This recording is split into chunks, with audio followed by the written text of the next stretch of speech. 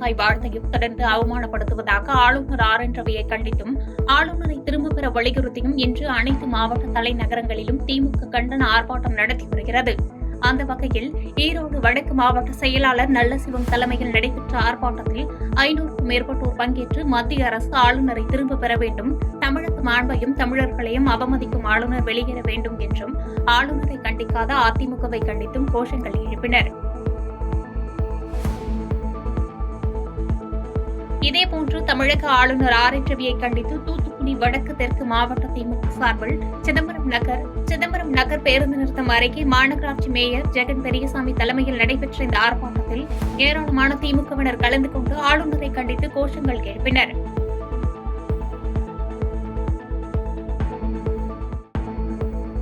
தென்காசியில் மாவட்ட திமுக சார்பில் தெற்கு மாவட்ட பொறுப்பாளர் ஜெயபாலன் தலைமையில் நடைபெற்ற இந்த கண்டன ஆர்ப்பாட்டத்தில் 200க்கும் மேற்பட்ட திமுகவினர் மற்றும் தமிழக முன்னாள் அமைச்சரும் திமுக மாநில சுற்றுச்சூழல் அணி அமைப்பாளருமான பூங்கோதை ஆலடி அருணா கண்டன கோஷங்கள் எழுப்பினார். வேஸ்ட் ஆளுநர் பதவி வேஸ்ட் என்றும் பெஸ்ட் திராவிட மாடல் பெஸ்ட் என ஆங்கிலத்தில் பேசி அடுத்த நொடியே வாழ்க தமிழ் வாழ்க திராவிடம் என கூறினார்.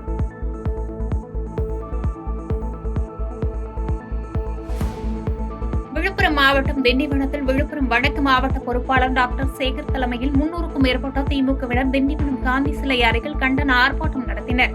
இந்த ஆர்ப்பாட்டத்தில் கலந்து கொண்டு மத்திய அரசுக்கு எதிராகவும் அதிமுக பாஜக கள்ள கூட்டணி வைத்திருப்பதாக கண்டித்தும் கோஷங்களை எழுப்பினர். கன்னியாகுமரி கிழக்கு மாவட்ட திமுக சார்பில் நாகர்கோவிலில் அமைந்துள்ள தலைமை தபால் நிலையம் முன்பு மேயரும் கிழக்கு மாவட்ட செயலாளருமான மகேஷ் தலைமையில் கண்டன ஆர்ப்பாட்டம் நடைபெற்றது. ஆர்ப்பாட்டத்தில் மாநில மகளிர் அணி செயலாளர் ஹெலன் டேவிட்சன், முன்னாள் அமைச்சர் சுரேஷ் ராஜன் உள்ளிட்ட 700க்கும் மேற்பட்டோர் பங்கேற்று ஆளுநருக்கு எதிராக கண்டன கோஷங்கள் எழுப்பினர். தமிழ்நாட்டையும் தமிழ்தாய் வாழ்த்தையும் அவமதித்து வரும் தமிழக ஆளுநரின் அத்துமீறும் செயல்பாட்டையும் அதற்கு உடந்தையாக இருக்கும் பாஜக அதிமுகவை கண்டித்தும் தருமபுரி ஒருங்கிணைந்த மாவட்ட திமுக சார்பில் நாடாளுமன்ற உறுப்பினர் ஆமணி தலைமையில் தருமபுரி தொலைபேசி நிலையம் அருகில் கண்டன ஆர்ப்பாட்டம் நடைபெற்றது. தமிழக ஆளுநரை கண்டித்து மதுரையில் 63 வட்டக்கழக செயலாளர் ஜீன் சிவக்குமார் தலைமையில் நடைபெற்ற கண்டன முழக்க ஆர்ப்பாட்டத்தில் தமிழக ஆளுநர் ஆர் என் ரவி முழு உருவ பொம்மை எரித்து எதிர்ப்பு தெரிவித்ததால் பரபரப்பு ஏற்பட்டது. மேலும் சட்டமன்ற பேரவைக் கூட்டத்தில் தேசிய கீதம் இசைக்கும் போது தமிழக ஆளுநர் ஆர் என் ரவி அவமதித்ததாக கூறி ஆர்ப்பாட்டம் செய்தனர். புதுக்கோட்டை வடக்கு தெற்கு மாவட்ட திமுக சார்பில் புதுக்கோட்டை திலகர் திடலில் மாநகர கே செல்லப்பாண்டியன் தலைமையில் மாபெரும் கண்டன ஆர்ப்பாட்டம் நடைபெற்றது. இந்த கண்டன ஆர்ப்பாட்டத்தில் 700க்கும் மேற்பட்டோர் கலந்து கொண்டு தமிழக ஆளுநரை கண்டித்து கைகளில் பதாகைகளை ஏந்தி கண்டன கோஷங்களை எழுப்பினர். தமிழக ஆளுநர் ஆர் என் ரவியை கண்டித்து திருப்பூர் வடக்கு தெற்கு மாவட்ட திமுக சார்பில் கண்டன ஆர்ப்பாட்டம் குமரன் சிலை முன்பு மாவட்ட திமுக அவைத்தலைவர் நடராஜன் தலைமையில் நடைபெற்றது. இதில் ஏராளமான திமுகவினர் பங்கேற்று தமிழ்நாட்டையும் தமிழ்தாய் வாழ்த்தையும் தொடர்ந்து அவமானப்படுத்தும் ஆளுநர் ஆர் என் ரவியை கண்டிப்பதாக கோஷங்களை எழுப்பினர். இதேபோன்று தாராபுரத்தில் திமுக தெற்கு மாவட்ட கழகம் சார்பில் அண்ணா சாலை முன்பு ஆளுநர் ஆர் என் ரவியை கண்டித்து கண்டன ஆர்ப்பாட்டம் நடைபெற்றது. சேலத்தில் கோட்டை பகுதியில் அமைந்துள்ள எஸ்பிஐ வங்கி முன்பு சேலம் ஒருங்கிணைந்த மாவட்ட திமுக சார்பில் மாபெரும் கண்டன ஆர்ப்பாட்டம் நடைபெற்றது. சேலம் மத்திய மாவட்ட திமுக அவைத்தலைவர் சுபாஷ் தலைமையில் நடைபெற்ற இந்த ஆர்ப்பாட்டத்தில் சேலம் நாடாளுமன்ற உறுப்பினர் செல்வ கணபதி, முன்னாள் சட்டமன்ற உறுப்பினர் சிவலிங்கம் என 500க்கும் மேற்பட்டோர் கலந்து கொண்டு தமிழ்தாய் வாழ்த்தை அவமதித்ததாக ஆளுநர் ஆர் என் ரவி உடனடியாக தமிழ்நாட்டை விட்டு வெளியேற வேண்டும் என வலியுறுத்தி கோஷங்களை எழுப்பினர். திருவள்ளூர் மாவட்டம் ஜே கார்டன் பகுதியில் இரவு நேரத்தில் அடையாளம் தெரியாத வாகனம் மோதி விபத்துக்குள்ளானதில் அரசு பள்ளி உடற்பயிற்சி ஆசிரியர் பாஸ்கர் என்பவர் சம்பவ இடத்திலேயே பரிதாபமாக உயிரிழந்தார்.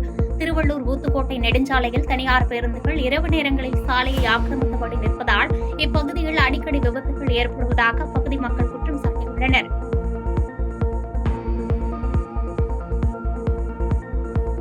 கரூரில் டாரஸ் லாரி உரிமையாளரை மிரட்டி பணம் பறித்த வழக்கில் சிறையில் உள்ள விசிக நிர்வாகி ராஜா மீது குண்டர் தடுப்பு காவல் சட்டத்தின் கீழ் மேலும் ஒரு வழக்கு பதிவு செய்த போலீசார் திருச்சி மத்திய சிறையில் அவரை அடைத்தனர். விசிகவில் இருந்து இடைநீக்கம் செய்யப்பட்ட நிலையில் அவர் மீது பல்வேறு வழக்குகள் நிலுவையில் இருந்ததால் போலீசார் சிறையில் அடைத்தனர். புதுக்கோட்டை மாவட்ட ஆட்சியர் அலுவலகத்தில் நடைபெறும் குறைதீர்ப்பு முகாமில் கலந்து கொள்ள வரும் முதியவர்கள் மருத்துவ பரிசோதனை செய்து கொள்ளும் சிறப்பு முகாம் 4 வாரங்களாக பூட்டி கிடப்பதால் அவதிக்குள்ளாகி வருகின்றனர். சுகாதாரத்துறை சார்பில் செயல்படும் மருத்துவ முகாமை மீண்டும் திறந்து மக்களின் பயன்பாட்டிற்கு விட வேண்டும் என பல்வேறு தரப்பினர் கோரிக்கை விடுத்துள்ளனர். புதுக்கோட்டை மாவட்டம் கரம்பக்குடி மற்றும் அதன் சுற்றுவட்டார பகுதிகளில் தொடர் ஆடு திருட்டில் ஈடுபட்ட 2 போலீசார் கைது செய்தனர். புகாரின் பேரில் வாகன சோதனையில் ஈடுபட்ட போலீசார் சந்தேகத்திற்கிடமாக இருந்த 2 பிடித்து விசாரணை மேற்கொண்டு கைது செய்ததோடு அவர்களிடமிருந்து 18 ஆடுகள் மற்றும் ஆடு திருடுவதற்கு பயன்படுத்திய காரை பறிமுதல் செய்தனர். கேரள மாநிலம் மூணார் அடுத்த வாகவார் எஸ்டேட் பகுதியில் உள்ள வீட்டில் மின்கசிவு காரணமாக ஏற்பட்ட தீ விபத்தில் வீட்டில் உள்ள அனைத்து பொருட்களும் முற்றிலும் எரிந்து சேதமடைந்தன. வீட்டில் இருந்தவர்கள் அனைவரும் பணிக்கு சென்றபோது ஏற்பட்ட தீ விபத்தால் நல்வாய்ப்பாக உயிர் சேதம் தவிர்க்கப்பட்டது. தேனி அருகே அரசு நிலத்தை தனியாருக்கு சட்டவிரோதமாக பட்டா மாறுதல் செய்த விவகாரத்தில் தலைமறைவாக இருந்த பெண் கிராம நிர்வாக அலுவலர் தேனி மாவட்ட முதன்மை குற்றவியல் நீதித்துறை நடுவர் நீதிமன்றத்தில் சரணடைந்தார். 2018 முதல் 2020 ஆண்டு வரை 12 ஏக்கர் அரசு நிலத்தை தனியாருக்கு பட்டா மாறுதல் செய்த வழக்கில் சரணடைந்த கிராம நிர்வாக அலுவலரை 15 நாட்கள் நீதிமன்ற காவலில் அடைக்க நீதிபதிகள் உத்தரவிட்டனர். பொங்கல் சிறப்பு தொகுப்பில் குடும்ப அட்டைதாரர்களுக்கு கரும்புகள் வழங்குவதற்காக விவசாயிகளிடமிருந்து பன்னீர் கரும்புகளை கொள்முதல் செய்யும் பணிகளை கூட்டுறவுத்துறை அதிகாரிகள் தொடங்கியுள்ளனர். கடந்த ஆண்டு ஒரு கரும்பு 26 ரூபாய்க்கு கொள்முதல் செய்யப்பட்ட நிலையில் நடப்பாண்டில் விலையேற்றம் அதிகரித்த போதும் ₹1 கூடுதலாக கணக்கிட்டு 27 ரூபாய்க்கு கொள்முதல் செய்வதாக விவசாயிகள் வேதனை தெரிவித்துள்ளனர். காஞ்சிபுரம் மாவட்டம் செரப்பனச்சேரி ஏரியில் கொட்டப்படும் தொழிற்சாலை கழிவுகளால் ஏரி மாசடைவதாக அப்பகுதி மக்கள் குற்றம் சாட்டியுள்ளனர். 200 ஏக்கர் விளைநிலங்கள் பாசன வசதி பெறுவதுடன் அப்பகுதி மக்களின் முக்கிய நீர் ஆதாரமாக விளங்கும் செரப்பனச்சேரி ஏரியில் நச்சுத்தன்மை வாய்ந்த கழிவுகள் கொட்டப்படுவதை அதிகாரிகள் தடுத்து நிறுத்த வேண்டும் எனவும் கோரிக்கை எழுந்துள்ளது. கர்நாடகாவை சேர்ந்த தனியார் அரிசி தயாரிப்பு நிறுவனத்தில் லோகோவை பயன்படுத்தி திண்டுக்கல்லில் போலியாக அரிசி மூட்டை தயார் செய்து விற்பனை செய்யப்பட்டு வந்த நிலையில் 10 லட்சம் மதிப்பிலான அரிசி மூட்டைகளை அறிவுசார் சொத்துரிமை அமலாக்கத்துறையினர் பறிமுதல் செய்தனர். உரிமையாளர்கள் மீது வழக்கு பதிவு செய்யப்பட்ட நிலையில் உள்ளூர் வியாபார சங்கத்தினர் எதிர்ப்பு தெரிவித்ததால் அங்கு பரபரப்பு ஏற்பட்டது.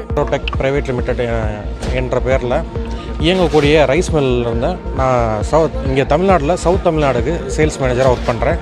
என்னுடைய நேம் சக்திவேல்.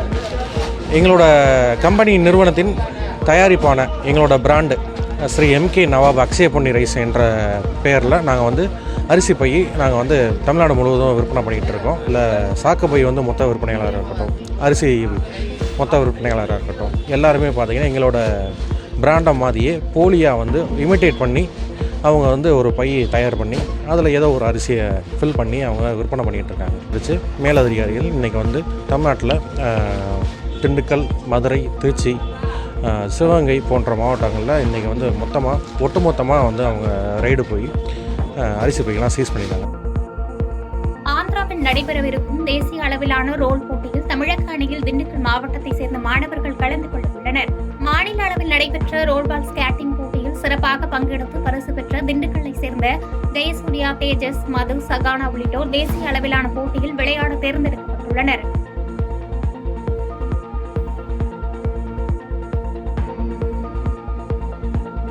நாகை மாவட்டம் கீழையூரில் இந்திய கம்யூனிஸ்ட் கட்சியின் சார்பில் மறைந்த முன்னாள் நாடாளுமன்ற உறுப்பினர் SG முருகையனின் வீரவணக்க நாள் அனுசரிக்கப்பட்டது.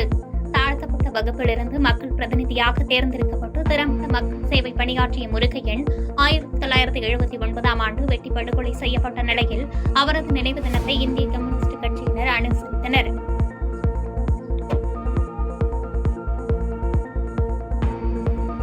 கள்ளக்குறிச்சி மாவட்டம் அரசம்பட்டு பகுதி பொதுமக்களின் கோரிக்கைகளுக்கு செவிசாய்க்காமல் ஊராட்சி மன்ற தலைவர் மற்றும் வட்டார வளர்ச்சி அலுவலர் ஆகியோர் மெத்தனமாக செயல்பட்டு வருவதாக குற்றச்சாட்டு எழுந்துள்ளது. சாலையின் நடுவே குப்பைகளை கொட்டுவது, இதனால் விபத்துகள் நிகழ்வது என பல்வேறு குற்றச்சாட்டுகளை முன்வைத்த போதிலும் சரிவர நடவடிக்கைகள் மேற்கொள்ளப்படவில்லை என அப்பகுதி மக்கள் வேதனை தெரிவித்துள்ளனர்.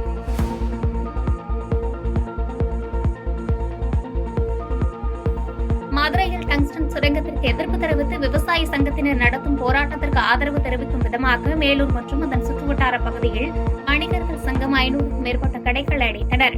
பெரியாறு ஒருபோக விவசாயிகள் சங்கத்தின் சார்பாக நடைபெறும் இந்த கடையடைப்பு போராட்டத்திற்கு வணிகர்கள் ஆதரவு தெரிவித்துள்ளனர். சேலத்தில் நாட்டு பூண்டின் வரத்து அதிகரித்துள்ளதால் ஓமலூர் காய்கறி சந்தையில் பூண்டின் விலை கிலோவுக்கு 100 ரூபாயாக விற்பனை செய்யப்படுகிறது.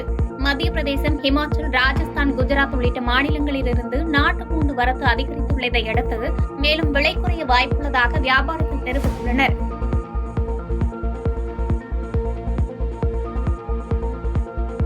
பாதகம் செய்பவரை கண்டால் நாம் பயம் கொள்ளலாகாது பாப்பா. மோதி மிதித்துவிடு பாப்பா, அவர் முகத்தில் உமிழ்ந்துவிடு பாப்பா. அண்மை செய்திகளை உடனுக்குடன் தெரிந்து கொள்ள இணைந்திருங்கள் எம் நாடு தொலைக்காட்சியுடன்.